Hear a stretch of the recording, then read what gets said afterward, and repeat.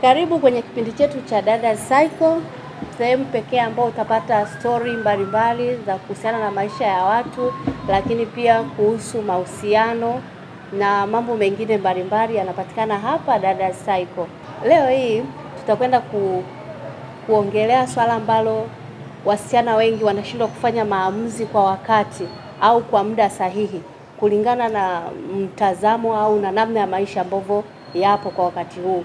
Kwa mfano, binti anashindwa kuelewa kwamba wakati anajaribu kutimiza ndoto zake, anaweza kuwa na mahusiano wakati huo anapambania ndoto zake, au apambanie ndoto zake kwanza alafu mahusiano yatakuja baadaye.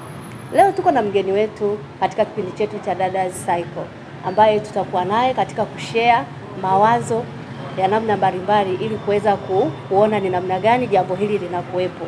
Na mgeni wetu atajitambulisha, jina lake atatuambia, shughuli ambayo anajishughulisha nayo.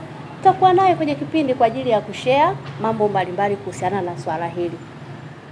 Karibu mgeni wetu. Asante sana. Kwa majina naitwa Saidat binti Almas.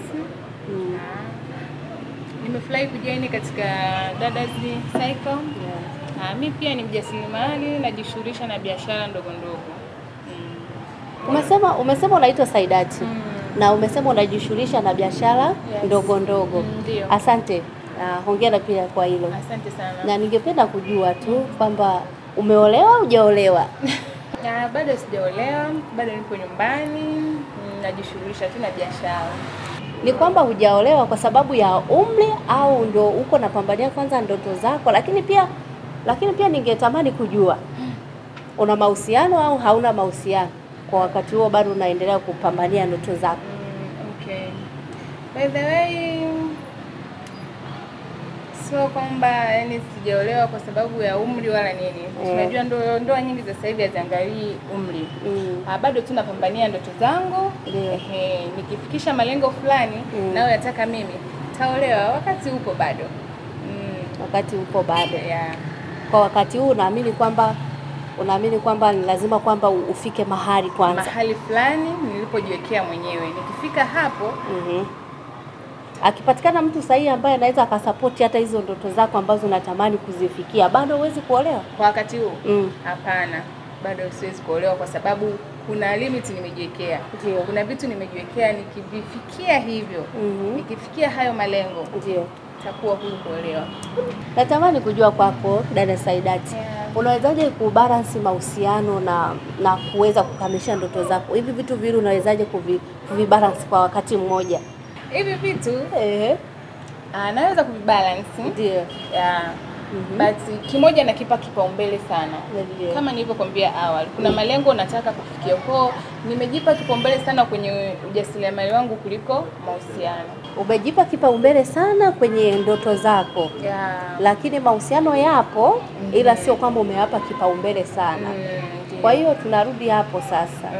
Kwamba kwa hiyo kumbe binti anaweza akawa anapambania ndoto zake na akawa na mahusiano, ila inategemeana tu sasa kwamba yeye ameweka kipaumbele kitu gani, kakipa kipaumbele.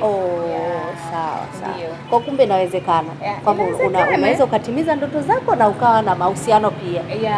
Vipi kuhusu umri, kwamba unasema kwamba mahusiano ni kwamba hujayapa kipaumbele sana, kipaumbele chako ni career yako au ni biashara yako ambayo uko naifanya kwa sasa hivi? Sasa swali langu ni kwamba vipi kuhusu umri? Kwa mfano kwamba unapambania ndoto zako, alafu mwisho wa siku sasa, kwa sababu mafanikio yeye tunategemea kwamba Mungu mwenyewe ndio anakubariki kwa wakati wake. Sasa vipi kuhusu umri? Unajikuta kwamba labda umepambania ndoto zako mwaka huu, mwaka ujao, mpaka miaka 5 ndio utatoboa, sasa utafanikiwa. Na wakati huo unatoboa huku tayari umeshaacha gap huku nyuma kwamba umri umeenda. Vipi kuhusu familia sasa?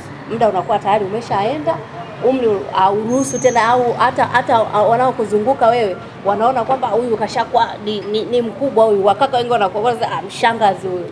Vipi kuhusu wewe? Swali zuri. But mimi ninavyoona kwa maisha ya siku hizi, umri sio tija. Ndio. Umri sio tija. Maana hata ukiona ndoa nyingi, au unaoita age go ndo anaolewa kuliko hivi vibinti vidogo. Vibinti vidogo. Yeah. Kwa mimi naona umri sio tija. If una amani, umenanilia umepambania ndoto zako, una hela zako, umri sio tatizo. Yaani umri sio tatizo. Umri sio tatizo. Na unahisi kwamba unaweza ukampata tu mume ambaye anakustahili wewe kwa wakati huo? Ndio, unaweza ukampata. Kwa nini usimpate? Wakaka wengi kwenye miaka 30 anakuwa tayari kashafanyaje, anatamani sasa apate mke kwenye miaka 30, kama na yeye alikuwa yuko kwenye hayo mawazo ya kwamba niko napambania ndoto zangu. Kwenye miaka 30 anatamani sasa apate mke. Na kwa utaratibu wa mila zetu za Kiafrika, mtu ana miaka 30 atatamani kupata mke ambaye yuko chini ya umri wake, lakini kwa wewe hapo umesema miaka, kwa mfano kama sasa hivi una miaka 20 au labda una miaka 23 tuseme kwa mfano, au binti mwingine ambaye anatazama kipindi hiki akiwa na miaka hiyo 25 mpaka akaja kutoboa hapo ana miaka 30. Sasa huyu kaka ambaye alitegemea sasa yeye ana miaka 30 ili amuoe yeye, huyu tayari tena sio wa kwake. Sasa wewe itabidi utafute mwanaume ambaye anakuwa ana umri ambao umekuzidi. Sasa yani vipi kuhusu hayo? Au yoyote tu anaweza akakuoa ili mradi tu anakufaa wewe kwenye maisha ya kwako, kulingana na kwamba umeshajitafuta tayari, umeshajipata tayari. Kwa hiyo yoyote atakaye kuja yuko sahihi kwako, wewe kuhusu umri hautaangalia hiyo. Na siku zote mahusiano hayajali umri. Toa neno mila. Unajua tukienda tunafuata hizi mila sana. Watu hawatotekeleza mambo wanayoyataka. Ndio. Na siku zote mahusiano, sijui ndoa, haziangalii umri, zinaangalia upendo. Zinaangalia upendo. Kwa hiyo sasa yani unataka kutuambiaje? Kwamba ujitafute mpaka ujipate. Alafu yoyote atakaye kuja haijarishi kuhusu umri, huyo atakuwa ni mume wako, labda kulingana na namna ambavyo dunia ilivyo sasa hivi. Au kuhusiana na mambo ya mila, ni kama vile ni vitu ambavyo hatuvizingatii sana kwa wakati huu. Issue ni kutimiliza malengo na kupata nini, na kupata mume ambaye atakuwa ni bora kwako. Hivyo tu sasa, wewe ndio unachokiangalia. Yaani cha muhimu hapo, mtu umetimiza malengo yako, huyo mwanaume atakuja tu. Umri sio tija. Imradi hapo mmependana, kuna upendo ndani yenu. Umri sio tija. Hata kama wewe mwanaume wako akiwa na miaka labda 25, wewe una miaka 27, 26, sio mbaya. Yaani umri hapo sio tatizo.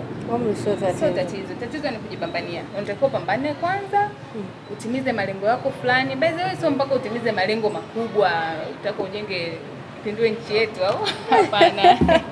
Yeah. Kwa hiyo dada Saidati, unatamani kufikia kiwango gani cha mafanikio ili sasa uweze kuwa na mume au mahusiano ambayo yako serious, ambayo yatakupelekea wewe upate familia kabisa iliyo bora na yenye afya njema? Mafanikio yapi ambayo unatamani Mimi natamani sana nifikie level fulani hivi ambayo naweza kutatua changamoto zangu mwenyewe kwanza binafsi. Obviously naweza kutatua pia changamoto za familia yangu mwenyewe. Mfano kama nimekuwa nimeolewa na familia yangu na watoto wangu na mume wangu. Ndio. Maybe mume wangu kapata ajali au kasimamishwa kazi. Sahihi. Mimi mwenyewe sasa naweza nikasimama kwenye ile familia yangu, nikaiendesha na nikaweza kufanya matibabu ya mume wangu, nikaweza kufiksi, tukaendesha familia. Pia naweza mimi mwenyewe labda kusimamia familia yangu nyumbani, naweza hata kumsupport mume wangu katika familia yake huko kwake, huko kwao. Yaani nataka nifikie kiwango kile mwanamke anaweza kusimama mwenyewe bila kutegemea kitu chochote. Yaani niwe strong woman, yani nasimama mwenyewe, naweza kutatua changamoto zangu mwenyewe, naweza kufanya kitu fulani, naweza kupeleka watoto wangu shule mimi mwenyewe. Naweza kuwalipia school fees, naweza kuwalipia kila kitu, naweza kuwapeleka tuition. Naweza pia hata kumsomesha mdogo wangu mimi mwenyewe. Yaani nasikia ni leo hiyo niwe na kiwango high fulani hivi, naweza kufanya kutatua mambo binafsi. Na haya yote sio kwamba anafanya kwa bahati mbaya. Ndio. Kuna mifano pia, kuna mifano hai. Unajua kwa nini single mother wengi wanakuwa wanalalamika? Kwa nini? Mimi sihudumiwi, sijui nini. Hajajiwekea mwenyewe msimamo kuanzia mwanzo. Yeye kakimbilia tu kuzaa, kamaona huyu mwanaume tajiri, nikizaa naye ataniinua mimi. Akatia mwenyewe kashindwa kujisimamia yeye mwenyewe, akainuka kiuchumi, ndo akazaa na ule mwanaume tajiri. Kwa hiyo pale single mother mwenyewe umeshindwa mwenyewe kujisimamia. ukazaa yule mtoto, ukamtegemea yule mume wako. Kwa nini umtegemea mume wako wakati mtoto umemzaa mwenyewe? Ndio. Na unajua umezaa kama kwa mfano wadada wengi siku hizo wanazaa na wame za watu. Unakuta mdada kazaa na mume wa mtu. Unajua kabisa yule mwanaume hawezi kukuoa. Alafu unategemea matumizi kwake. Na wewe pia huwezi kujiinua mwenyewe kiuchumi. Hujajiwekea msimamo mwenyewe, mimi labda nifanye kitu shughuli fulani. Kuna shughuli yoyote unaofanya inayokuingizia kipato. Unamtegemea tu yule mwanaume. Imagine yule mwanaume sasa ndo kashafuma zile message, mume wako kwambia marufuku, umeblokiwa kule. Kuna msaada popote, utafanyaje? Kwa hiyo ndio inabidi hapo sasa inapoonekana wewe mwanamke unabidi toka mwanzo ujiwekee malengo fulani, ujiwekee uchumi fulani utakaofikie, wewe mwenyewe unaweza kutatua vitu fulani. Kulingana na utaratibu huu ambao umejaribu kushare na mimi hapa. Kwamba mpaka ufikie mahali fulani ili uwe na familia. Na je, kuhusu jamii nayo kuzunguka au wazazi hapo nyumbani, kwa sababu pia bado naishi nyumbani, au pitii changamoto zozote wakati huo unajipanga kutimiliza hizo ndoto zako? Changamoto zipo, pia changamoto zipo ni nyingi sana. Ila kama mtu ni mpambanaji na unataka ufike sehemu fulani, unatakiwa uzibe masikio. Ndio. Changamoto ni nyingi, unaweza ukaambiwa umri unaenda, unatakiwa uolewe sijui nini, lakini wewe ziba masikio. Maana si wewe unataka ufike sehemu fulani, kwa unatakiwa uzibe masikio yako. Na changamoto zote zipo huku kwenye familia zetu. Unakuta mama anakusukuma. Wewe uolewe, so umekazana kukaa hapo nyumbani. Kwa nini uolewe? So wewe unatakiwa tumwambie mama nitaolewa. Muda kufika mama ataolewa. Unajua huyo ni mzazi wako, ni mzazi wako, utakiwa kumjibu shit. Unaambia mama ataolewa, usijali. Kwa hiyo wewe mpe tu moyo, mama bana ataolewa. Kuna vitu nafanya, nitaolewa mama, usijali. Hata hivyo mtu ukiwa unaweza kusaidia kitu mbali, unaonekana kabisa hapa natoka naenda sehemu fulani na nitaweza jioni, mama wako akiwa anadaiwa hela kikoba ukampushi. Sidhani kama itatokea hizo lawama za mama aanze kusema wewe utoke. Hapana, wakati hela kikoba unamsaidia, haiwezekani. Labda tu wewe umekaa nyumbani ufanye chochote, basi wewe umekaa tu wewe ukiomba hata 10,000, mimi sina bana. Sasa leo utoke hapo unatupa mzigo. Kwa hiyo ni bidu nyingine pia kwamba ukiwa unakaa nyumbani unajitafuta hapo, lazima mzazi unamjali vitu vidogo vidogo kama hivyo. Vitu vidogo vidogo ambavyo unajua unaweza kuafford.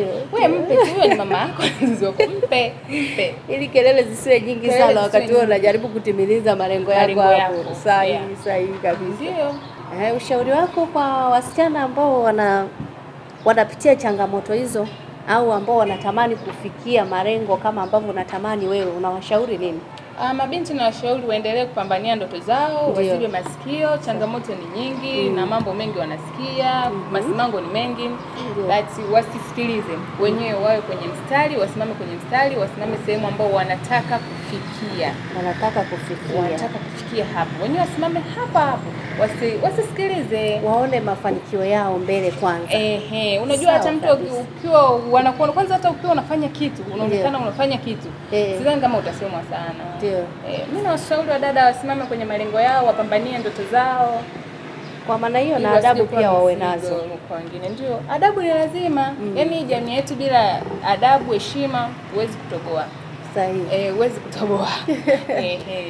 Asante sana. Bila shaka mtazamaji umepata kitu cha kuweza kujifunza katika mazungumzo haya ambayo tulikuwa na dada Saidat katika kipindi chetu cha Dada Cycle.